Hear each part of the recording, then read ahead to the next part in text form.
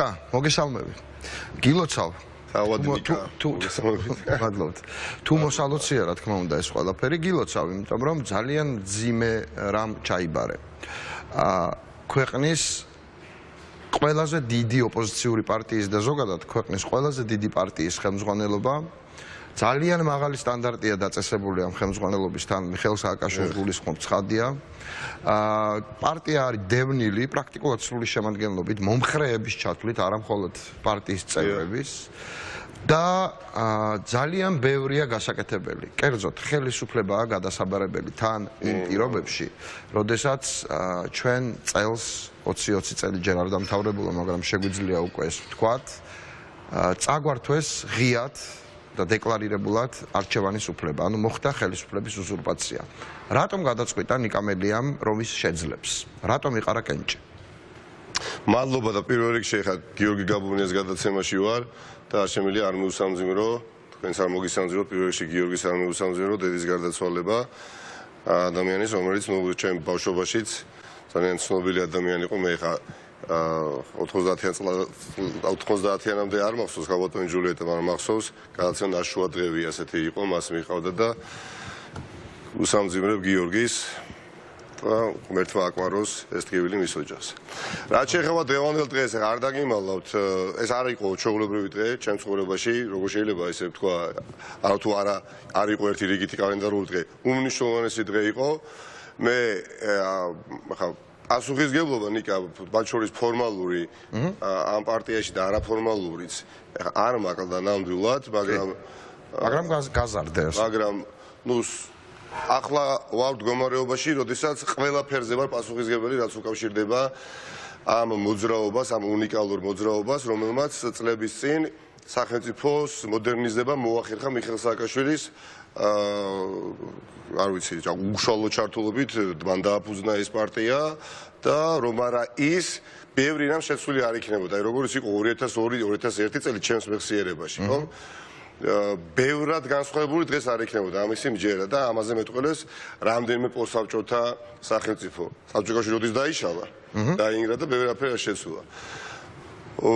რომ არ ქონოდა ხარ წმენა საერთოდ რომ ამ ბრძოლაში გავიმარჯვებ, ვერც ჩავერთვებოდი 2014 წელს, ხო? ბუნებრივია ხა შეიძლება ხვალ გამემარჯვოს ზეგ მეგობრებთან მაზეგ, მაგრამ წმენა მქონდა ამის გარეშე ხა ამ საგიჟეთში, პოლიტიკურ საგიჟეთში ვერ გავუძლებდი.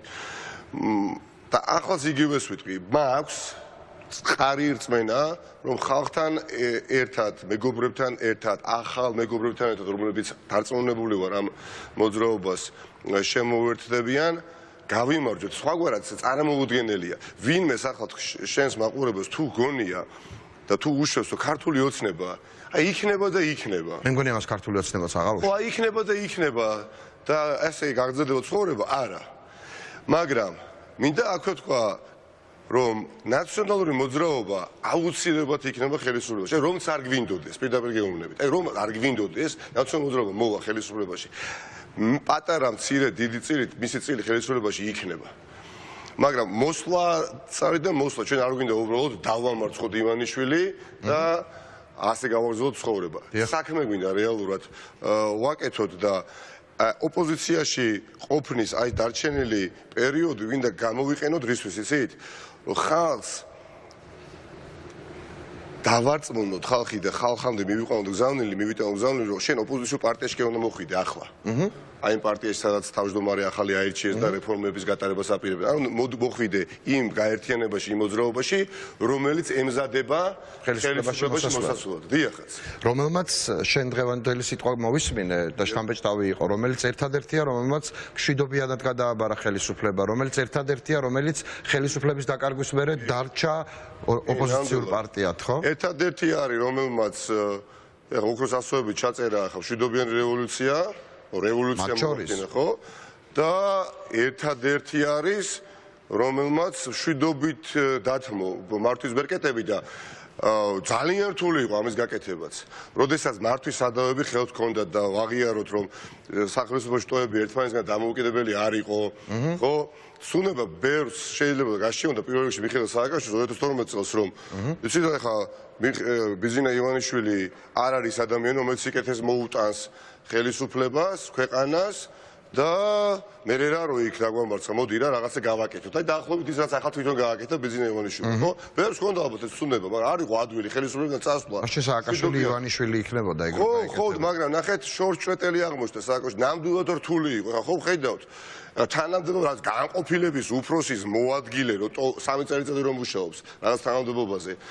ან სპეციალისტი რიგით სამსახურიდან რო ათავისუფლებენ არ კარგავს დეპრესიაში არიან 1 წელიწადი რომ რაღაც მანქანა არ ემსახურებათ რაღაცა ხელფასი აღარ ერიცხება და წამოიდგენ ხა 9 წელიწადი არაფრისგან სახელმწიფო რო შექმენი მიუხედავად იმისა რომ შეცდომები დაუშვებ ძიმე მათ შორის ხო განცდა ქონდათ საკუთრების განცდა და შეიძლება ხელი წაწტენოდათ ამიტომ ამ პარტიამ და არ წასულიყო მშვიდობიანად ამ პარტიამ იპოვა საკუთარ თავში ძალა და უნარი რომ განახლებულიყო და ამაზე ნათელი მაგალითი რომ მე დღეს გავხდი ნაციონალური მოძრაობის აი ამ მართლაც უნიშნულოვანესი გაერთიანების თავმჯდომარე რომელსაც მე კი არა ასობით ათასი ადამიანი უყურებს და კიდევ უფრო მეტი შეხედავს როგორც ინსტრუმენტს კარგი გაგებით ამ ქვეყნის გადასარჩენად ხო არ არსებობს და რატო იმიტომ რომ არაფერი არ მაკავშირებდა 2013 წლამდე ნაციონალურ მოძრაობას. საერთოდ არაფერი არც ვიცნობდი, გინ დამიჯერეთ,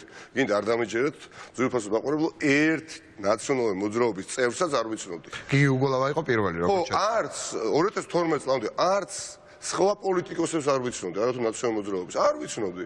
უბრალოდ ნაციონალური მოძრაობის ხელისუფლებაში ყოფნის დროს იყო პერიოდი, როდესაც როგორც მოქალაქე ახალგაზრდა ადამიანი ბევრ სხვა თბილისელებთან ერთად, ჩემ მეგობრებთან ერთად რაღაცებს ვაპროტესტებდით, როცა ხო, მაგრამ ნაციონალურ მოძრაობის ხელისუფლებაშიც მუშაობდი. მე ის ვიცი ვინ დაგნიშნა ამ ხელისუფლებაში, მაგრამ კი, ძალიან საინტერესო ხო ისტორიაა და ხშირად ვერ ყვები ხოლმე ამას.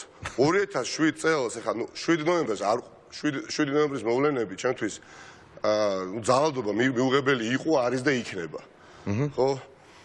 და იპოდრომის იმ ცნობილ აქციაზე 5 არ ვიცი, ოდესაც ინაუგურაცია რო იყო მიხეილ სააკაშვილის რუსთაველის აი ქადჯების ხო მე ჩემი წარსულიც არ მშვენია მე არა იქ არა სალომე სამონდაშვილი კარგად იყოს და სალომე ზურაბიშვილი რო იყო არა აი დიდი 100,000-ზე მეტი ადამიანი რო გამოვიდა ყინვაში მოგეთ რუსთაველის გამზირზე არის მიხეილ სააკაშვილის ინაუგურაცია და ჩვენ შევიკრიბეთ იპოდრომის ალტერნატიულ აქციას. ხო, იმიტომ კი არ წავედ პარალელურ აქციაზე, იმიტომ კი არ წავედი რომ ვიღაცამ დამიძახამთ ხო, არც ვიცნობდი, არც ერთ მაშინდელ ოპოზიციონერს, რა, უბრალოდ უყურებთ ბაჟი ტელეკომპანია მაესტრო იყო, არ მომწონდა რა, ძალადობა.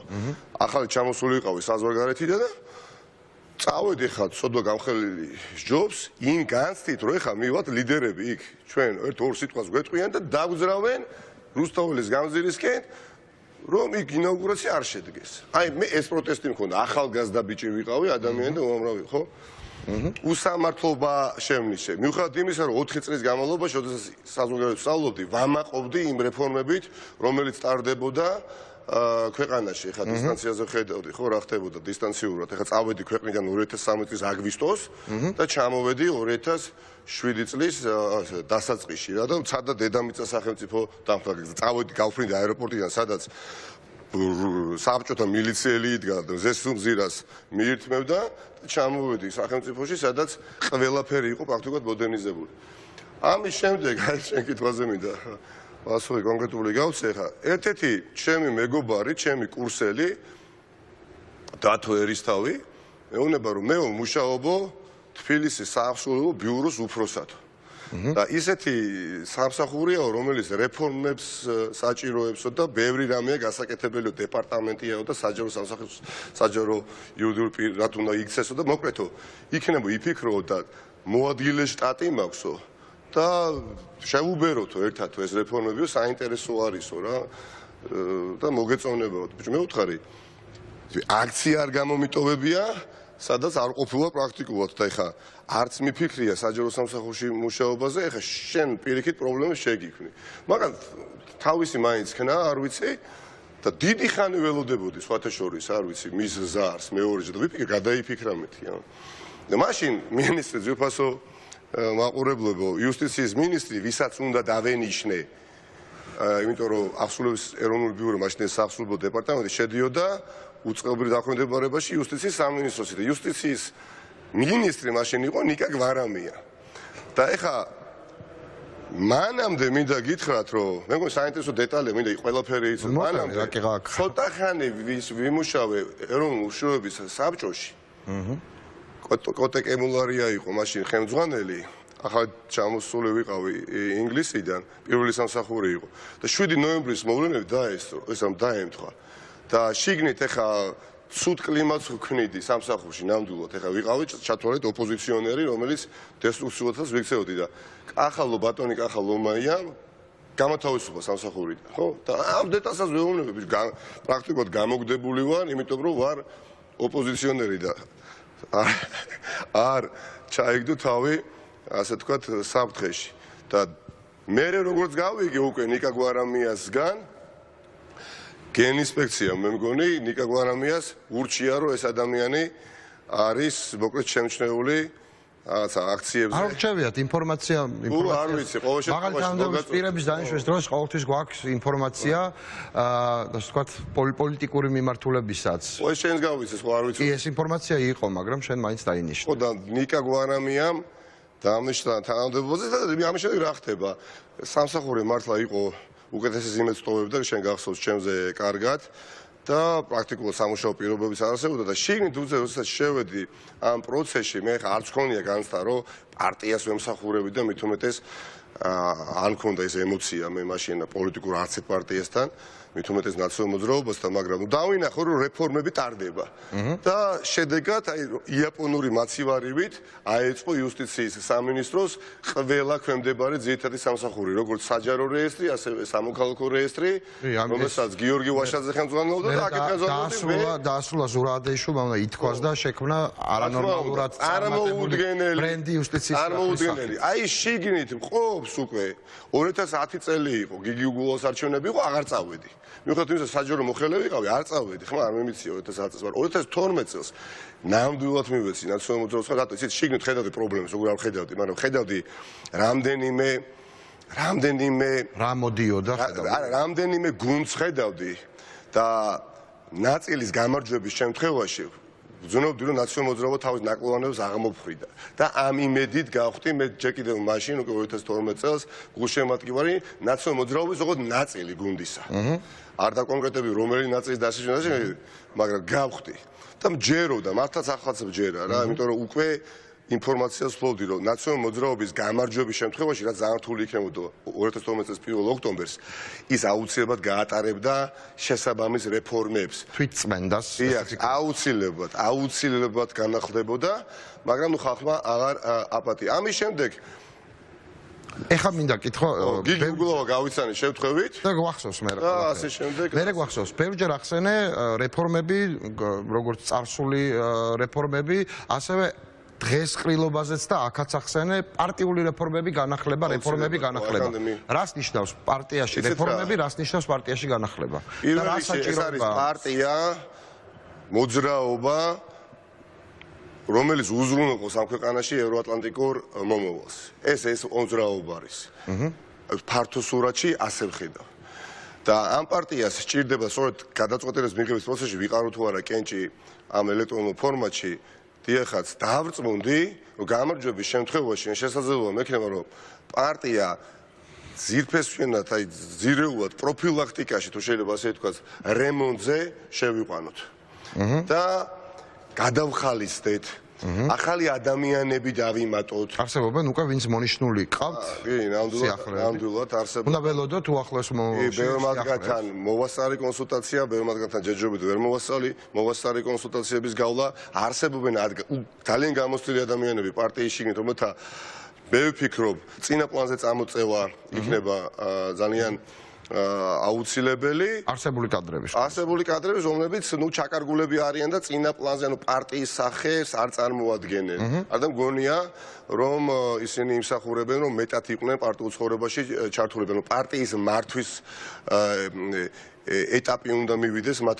ცხოვრებაში და ბუნებრივია ის გამოსწორი ხალხი რომელმაც დღემდე პარტია მოიტანა მათი როლი იქნება უნიშნულოვანესი მაგრამ დღეს თქვი ყრილობაზე და გავიმეორებ თუ ჩვენ რამდენიმე თვეში ვერ განვახორციელებთ რეფორმები, რომელიც შეიძლება ტკინვეული იყოს, შეიძლება რიგი ადამიანები გამინაწყენენ პარტიაში, მე ეს პასუხისმგებლობა ავიღე მხოლოდ და მხოლოდ იმ ამოცანის შესასრულებლად, რასაც ხედავ, რომ არის გარდაუვალი. გეშინია წყენების და ტკივილების? არა, იცით რა, კანი გამისკელდა პოლიტიკური და მე ვეცდები, რომ ყველას პერსონალურად გავისაუბრო და საჭიროება ამ რეფორმების დავანახო. მნიშვნელოვანია შენ გამარჯვების პლატფორმა უნდა იყოს. ხელმძღვანელს უნდა კონდეს უნარი ადამიანები დაარწმუნოს. კი, რა თქმა უნდა. მიუხედავად იმისა, ეთანხმებიან თუ არა ისინი ეს არ არის. ყველგან და ყოველთვის. ეს არ არის განსაკუთრებით ნიკა, გამარჯვების პლატფორმად უნდა ვაქციოთ. აი მე ვიქნები უბედნიერესი, რომ იმის ნახევარი გამომივიდეს, რაც გამომივიდა გდანის რაიონში. როდესაც დაახლოებით არ ვიცი 50% და დღემდე ეს ადამიანები არიან უკვე ჩართულები, ახალი ადამიანებით იყო შტაბი დაკომპლექტებული, ხო? არ იყვნენ ნაწილი მათგანი პარტიის მხარდაჭერები, არც ამომრჩევლები, მაგრამ პერსონალური ურთიერთობა, დარწმუნება მათი, რომ ჩემთან კი არ უნდა მოხვიდე, მიშა სააკაშვილთან კი არ უნდა მოხვიდე, არ ვიცი, სხვა ლიდერებთან კი არ უნდა მოხვიდე, პირველ რიგში უნდა მოხვიდე იქ, საიდანაც დაიძერწება ამ ქვეყნის უკეთესი მომავალი. აი ეს ბიზნეს დამარცხება ყველაზე კი, ნამდვილად. ეს ერთი გამოწვევა, რომელიც აუცილებლად ჩვენ გვიდგას პარტიას და ვფიქრობ, რომ გადავლახავთ წარმატებით. უახლოეს ეს მომხრეების მოზიდვაზეა, ლიდერებზე რა არის? ხო, ლიდერები, არა, ბუნებრივია, ხა სხვადასხვა დონეზე სახეებზე ლიდერები სხვადასხვა დონეზე ვსაუბრობ. ახალი ადამიანების ხსენებისას გულისხმობ ადამიანებს, რომლებსაც არ აქვთ პრეტენზია, რომ იყვნენ პოლიტიკური სახეები, მაგრამ შესტკივად გული ამ ქვეყანაზე თავიანთ მომავალზე, შვილების მომავალზე დარდობენ და არიან ადამიანები, რომელსაც დიახ, არიან ადამიანები, ვისაც სურთ პოლიტიკური აქტიური ცხოვრება და მინდა რომ ზურგის ქარის ფუნქცია შევასრულო მათთვის. ჯერა რომ მეგობრებთან ერთად ეს გამომივა. იმიტომ რომ ამ ქალაქში ვცხოვრობ, ამ ქვეყანაში დავდივარ და ვხედავ პირიქითა საქართველოსაც. რასაც ვერ ვხედავდი, სიმართლე გითხრათ, რამდენიმე წლის წინ. რაცა მოვწყვეტი აი ამ გაუთავებელ ორთავბრძოლების ეს არის პოლარიზაცია, ჩაკეტილობა ეს არის. დიახ, ძირითადად ვიყავი ნაციონალური მოძრაობის აქტიურ მხარდაჭერებში რა წლების განმავლობაში და განსაკუთრებით 20 ივნისის შემდეგ, როდესაც სახში 4-5 თვით იძულებით გავამკეთეს ღრმად ფიქრის შესაძლებლობა მომეცა და აღმოაჩინე პირიქითა საქართველო. სადაც უამრავი ადამიანია, ვისაც ბიზინა ივანიშვილი იმდენად არ უნდა მართლად, რამდენადაც შენ არ გინდა და მეც არ მინდა, მაგრამ ნუ რაღაცა შემაკავებელი ბარიერები აქვს. ბარიერები არსებობს ხილული თუ უხილავი, ან არიან პროპაგანდის მსხვერპლი, ან რაღაცა არ მოსწონდა, ამიტომ არ მოდიან ჩვენთან. მაგრამ როდესაც ყველას ვიმიწვევი პერსონალურად, ანუ ჯერ იდეა უნდა გავაჯანსაღოთ, მათამდე მივიყვანოთ და მე ამ ადამიანებს უთხრათ, რომ შენ იმიტომ კი უნდა მოხვიდე ამ მოძრაობაში, ამ გამარჯვების პლატფორმაზე, რომ იქ ბერო სიტყვით გამოვა რუსთაველის გამზირზე, ან არ ვიცი, ჩვენ მეგობარი მინისტრი გახდება, შენ იქ დროშა უნდა აფრიალო. არა, უნდა უთხრათ, რომ მოდი, თონე გავარვარებულია, ჩააკარი პური. და ამ შესაძლებლობას ეს პლატფორმა იძლევა. აი, ხომ ტრივიალურია, მაგრამ დაწყებული პარტიული ოფისების გარემოს შეცვლით, რაც მნიშვნელოვანია, რაც დანის რაიონში გავაკეთეთ, ამიტომ ბევრი ახალგაზრდა დაინტერესდა იქ მოსვლით, იმიტომ რომ პარტიულ ოფისებში მე ვარ ნამყოფი, სადაც აი შესული არ ვიყავი იქიდან გამოსვლა მინდოდა. ცივი თითქოს მივიწყებული, თითქოს იქ არაფერი სიცოცხლე არ სუფევდა. უნდა იყოს მიზიდულობის ცენტრი. ანუ რუტინა უნდა გახურდეს ცოტა. ხალხს უნდა დიახაც, ანუ ხალხს, რომელიც ჩაერთვება ამ პროცესში, მათ უნდა იგრძნო პასუხისგებლობა და საკუთრების განცდა უნდა ჰქონდეთ. და თანამონაწილეობა. როგორ შეიძლება, ესე იგი რაღაცას არასწორად ვაკეთებთ, ხო? როგორ შეიძლება ეხლა ბიზინა ივანიშვილის ხელისუფლება ბევრ მოქალაქეს იმდენად არ უნდოდეს მართვისადავებთან, როგორც მე არ მინდა და ან არჩევნებზე არ დადიეს, ან ხმას არ მაძლევს. ესე იგი ვერ ვარწმუნებ, ხო? და როგორ ხდება, როდესაც შეეხები ამ ადამიანს და ამ ადამიანებს ამ პირთა ჯგუფს და დაარწმუნებ, ესენი ხდებიან ვერ შენი ხარდაჭერები და ნაწილი ამ გუნდის. ესე იგი, ნახელისუფლარი პარტიის წარმომადგენლებს, ან ხელისუფლებაში ნამყოფ პარტიის წარმომადგენლებს უფრო მეტი მუშაობა უჭირდება, იმიტომ რომ არიან ადამიანები, ვისაც უკვე სჯერა, რომ ეს განახლებული ნაციონალური მოძრაობა მართვის სადავებთან რომ მოვა ხელისუფლებაში, იმ შესტომებს, რის გამოც მე ხმას არ ვაძლევდი, დაუშვათ ამბობს ადამიანი ნაციონალურ მოძრაობას აღარ გაიმეორებს. კი, ბევრი ასეთი, მაგრამ არიან ადამიანები, ნიკა, ვისაც ჯერჯერობით ვერ დავარწმუნებთ და ვერ ვარწმუნებთ და ალბათ შეიძლება რაღაც ნაწილი იარსებებს მუდამ სანამ არ მოვად ხელისუფლებაში და რასაც საუბრობთ რომ აღარ გავაკეთებთ მარტო იმას რაც შემოგწონდა არ დაინახავს. ნუ ეხლა ყველას ვერ დაარწმუნებთ, ცხადია, მაგრამ მეტის დარწმუნება უკვე ლეგიტიმური ამოცანაა. ახალგაზრდების ნაციონალურ მოძრაობას აქვს ერთი ძალიან მნიშვნელოვანი ჯოკერი, რომელსაც სახელი და გვარი აქვს. ეს არის მიხეილ სააკაშვილი. მოდით მოვისმინოთ დღევანდელი მისი განმარტება შენს გამარჯვებასთან დაკავშირებით და პარტიის განახლებასთან დაკავშირებით და ისევ დაუბრუნდეთ შენთან ინტერვიუს. ჩემო მეგობრებო, მინდა მოგილოცოთ პირველი ელექტრონული არჩევნების ჩატარება და ნიკამელიას მინდა მიულოცო გამარჯვება. იქ არის ჩემთვის შეუპოვრობის გამბედაობის თავგანწირვის სიმბოლო, რის გარეშე არაფერი არ გამოვა უკვე, იმიტომ რომ ჩვენ ვართ ბრძოლის გადამწყვეტ ეტაპზე.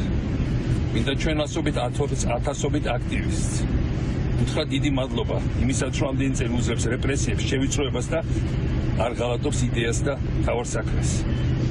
მინდა უთხრა მადლობა ყველას, ვინც მიიღო მონაწილეობა ამ ელექტრონულ არჩევნებში და მინდა გითხრათ, რომ მომავალში, როგორც კი ამ უზურპატორებს ჩამოვარჩევთ ხელისუფლებას, ყველა ძირითადი გადაწყვეტილება ქართველი ხალხის მიერ სწორედ ასე იქნება მიღებული ელექტრონულ არჩევნებში. ღილაკზე თითის დაჭერით მთელ მსოფლიოში ქართველები გადაწყვეტენ თავისი ქვეყნის, თავის სამშობლოს ბედს.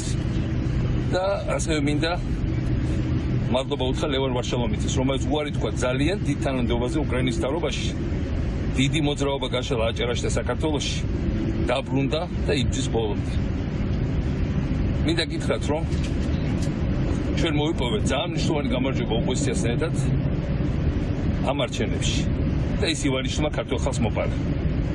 ქართველი ხალხს ეიმედება თითოეული ჩვენგან და ვეიმედებით ჩვენ რომ ჩვენ დაუბრუნებთ მას ამ გამარჯვებას. ამისათვის ახლა უნდა აგორდეს საბოლოო გადამწყვეტი ტალღა, რომელიც უზურპატორს, ოლიგარქს და მის მიერ შექმნილ მარიონეტულ რეჟიმს წარგავს და საქართველოს დაუბრუნებს მშვიდობას, განვითარებას და კეთილდღეობას. მე მინდა რომ ყოველთვის გვახსოვდეს, როგორი სიძლიერებიც არ უნდა იყოს ახლაც, ჩვენ ვართ გმირების პარტია და ჩვენ ვართ გამარჯვებისთვის დაბადებულები. თითოეული ქართველი შემოყურებს იმედის თვალით. ახლა მთავარია შევინარჩუნოთ ერთიანობა და შევუტიოთ ბოლომდე. ჩვენ საბოლოო გამარჯვება ძალიან ახლოს. მე ამის ღრმად წავს და ჩვენ აუცილებლად გავალთ სამშვიდობოს. აბა თქვენ იცით. კიდევ ერთხელ დიდი მადლობა. ნიკა, მიხეილ სააკაშვილი და ნაციონალური მოძრაობა. აი ეს აზრი გამიწყდა, რო არა თავში ისეთ თქმაც მინდოდა და დავასრულებ თუ შეიძლება. ხო, აი რა გზა გამოვიარე, განგებ მოვყევი მე, ხო? დაწყებული ნაციონალური მოძრაობის მოწინააღმდეგე ყოფნიდან და გაგრძელებული იქამდე სადაც დღეს ვარ. გაგრძელებული თავმჯდომარეობამდე. ეს ხო ვერ მოხდებოდა, პირდაპირ გეუბნებით, ეს ხო ვერ მოხდებოდა მიხეილ სააკაშვილის ნების გარეშე. მოდი სიმართლე ვთქვათ. ხანდია. ვერ მოხდებოდა, ხო? ხანდია. ნუ მინიმუმ არჩევნები არ ჩატარდებოდა ელექტრონულ ფორმატში და საერთოდ არ დავნიშნავდით არჩევნებს. ადამიანი ხედავს იმაზე ფართოდ, ვიდრე ბევრი ხედავს ამ ქვეყანაში და არა მარტო ამ ქვეყანაში და თუ კი ვინმე არის დაინტერესებული, რომ ნაციონალური მოძრაობა იქცეს გამარჯვების პლატფორმად კვლავ და ბევრი განსხვავებული ადამიანები მოვიდნენ და არა მხოლოდ ისედაც ბევრ ჩვენ ნაციონალური მოძრაობის აქტიურ მხარდაჭერებს ქონდათ განცდა, იცით რა, თუ კი ოდესმე ეს ადამიანი არ იყო ჩვენი მხარდაჭერი, როგორ შეიძლება ის ხო კოცი იყო შეხვედრა ამდენ ნაციონალური მოძრაობის ბერს თუ ცოტას რა მნიშვნელობა აქვს და მჭირდებოდა ახსნა რომ თქვენ ხალბატონო ეხა გნებავთ რომ უბრალოდ იყოთ მუდმივად ოპოზიციაში თუ არჩევნები რისთვის არის მოფიქრებული სააკაშვილის პოზიცია როგორია ეგეთ შემთხვევებში ხო და ნათელი ილუსტრაცია ვარ მე მგონი დღეს ნაციონალურ მოძრაობაში ნაციონალური მოძრაობის გარშემო უამრავი პარტია თვითონ ბლოკში ძალა ერთობაშია რომელიც აუცილებლად გაფართოვდება ამას უნდა ველოდოთ აუცილებლად გაფართოვდება და ეს პლატფორმა უკვე ელოდება ძალიან ბევრ პოლიტიკურ პარტიას ეხლა რო არ ყოფილიყო ეს ზაობა და ეს ხედვა დასახული ხო ამოცანის სახით ეხლა ბუნებრივია ეს ყველაფერი ვერ შედგებოდა ამიტომ მადლობა ამ ადამიანს და მე ძალიან ბევრი მოგზაურები ვზრუნავ პასუხისმგებლობას. ერთი ვსხვი რომ მის წინაშე პარტიაში რეფორმები გატარდეს. მის წინაშე პასუხისმგებლობის ნაწილსაც ვითხარი. დიახ, რა თქმა უნდა, მე ვინც მიცნობს ახლა ბუნება იცის რომ ახლა შეიძლება ვიღაც გამოვიდეს ქართულ ოცნებაში და თქვას რომ რა მნიშვნელობა აქვს ახლა ნაციონალურ მოძრაობაში თავმჯდომარე ვინ იქნებოდა მაინც მიხეს არ არის ასე. ბუნებრივია ნაციონალურ მოძრაობაში ახლა როგორ შეიძლება ამას მნიშვნელობა არ ქონდეს? ხო, არა, ნუ რა მნიშვნელობა მაინც მიხეილ სააკაშვილი არის სპეციალურად თითქოს უნდა თუ დააკნინონ ჩვენი შიდა პარტიული დემოკრატია. ნეგატიურად წარმოაჩინოს სააკაშვილს. არა და სრულიად საპირისპიროს აქვს ადგილი. ამით შეურაცხყოფას აყენებენ პირველ რიგში სააკაშვილს და მეორე რიგში რა თქმა უნდა მელიასაც. ეხლა მე ვინც მიცნობს, ეხლა მე რომც მოვინდობო ნიკა, ახლა ნომინალური თავმჯდომარე ვერ ვიქნები, ხო? ბუნებრივია, ჩემი საქმიანობა იქნება ძალიან მჭიდრო კავშირში მიხეილ სააკაშვილთან, მაგრამ მართვა პარტიის იქნება საქართველოს. მართლა ხდება ადგილას. და მე მაქვს ამოცანა რომ პარტია გაიზარდოს ელექტორალური თვალსაზრისით, პარტიამ კიდევ მეტი უნარი გამოავლინოს სხვა პარტიებთან თანამშრომლობისა. აი ამ უახლოეს სამოქალაქო პროტესტი. გაიზარდოს ელექტორალურზე შეგახსენებთ რომ არის პარაზიტიროს მხოლოდ სააკაშვილის ხმებზე. მე ამასაც შეგახსენებ. რა თქმა უნდა. კიდევ გააფართოვოს ეს არის, აი ეს თქვი თავში აბა რა ვთქვი. რაც გვაქვს ეს მყარი ელექტორალური ბაზა, იმას უნდა დავაშენოთ და დავაშენეთ.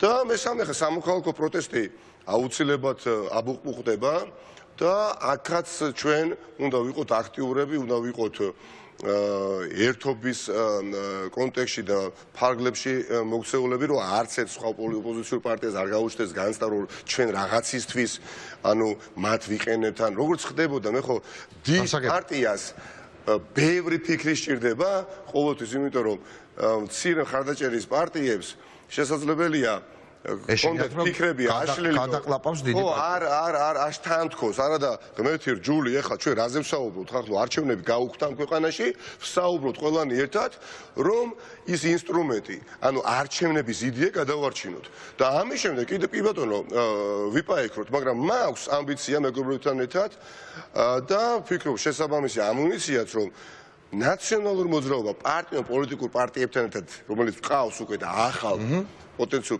პარტიებთან ერთად გაიმარჯვებს მადლობა ორთაბრძოლაში ოლიგარქის წინააღმდეგ იქნება ეს არჩევნები თუ იქნება ეს მშვიდობიან კონსტიტუციურ ფარგლებში მოქცეული პროტესტი სადაც ვაიძულებთ ივანიშვილს რომ ჩანიშნოს არჩევნები ამას მომოვლიგან მადლობა ბევრჯერ ბოლო და მოკლე შეკითხვა ბევრჯერ ახსენეთ მეგობრებთან ერთად თუ შედის ამ მეგობრებში თქვენი კონკურენტი ლევანი ვარშალომიძე რომელმაც ძალიან ღირსეულად მოგილოცათ და ძალიან წარმატებული და შემდგარი კაცია არ მხოლოდ როგორც პოლიტიკოსი როგორც მართველი ეხა ისევე ვიყავი მე მომართული რომ მინდოდა გამარჯვება ეხა გასაგები ამას ფეხბურთი რომ ეთამაშოთ იქაც მომინდება თქვენთვის მოგება ახსნა მომიგებთ მარტივად ფეხბურთში მე ხო დარწმუნებული ვარ რომ ლევან ვარშალომიძესაც უნდა და მოგება და ეს ჩანდა რომ რეალური პაექრობა იყო არ ჩანდა? მოდია მე ის არ ვიცოდით ვინ გაიმარჯვებდა რა? ეს ნორმალურია. და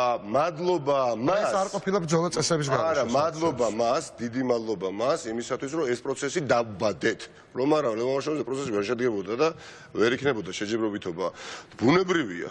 ბუნებრივია, იმიტომ მე მახსოვს რისთვის მოვედი ამ პარტიაში ძალიან დიდი ინვესტიცია მაქვს ჩადებული, ემოციური, ფიზიკური და სხვადასხვა რესურსები. ეს პარტია ჩემთვის ჩემი პარტიაც არის, გამიგეთ? იმიტომ რომ 7 წელიწადია მე პირადი ცხოვრება არ მქონია ისევე როგორც 100,000-ობით საქართველოს მოქალაქის და ეხლა იმისი დრო რომ მე ვინც შესაძლებელია გუშინ და გუშიცი გავანაწყენი ან მან გამანაწყენა მასთანაც გამოვნახავ საერთო ენას დიდი პარტიაა უამრავი გავლენები დღის განმავლობაში და ინტერესები გახვევია თავს 1, 2, 3 და რა თქმა უნდა პაექრობა არსებობს შიგნით პარტიაში ძალაუფლებისთვის ნორმალურია ნორმალურია რა თქმა პოლიტიკური ცხოვრება მაგრამ ყველას გვახსოვს არსებობს ეს პაექრობა ყველას გვახსოვს საერთოდ რას ემსახურება რა მისია გვაქვს ჩვენი მისია რა არის ეხლა მე ამ თავმჯდომარეობაში არც ფულს მიხდიან ხო არც რაღაცა სამსახურებრივ მანქანაყავს არც პრივილეგია არაფერი რატო იდეით ვართ ყველანი არა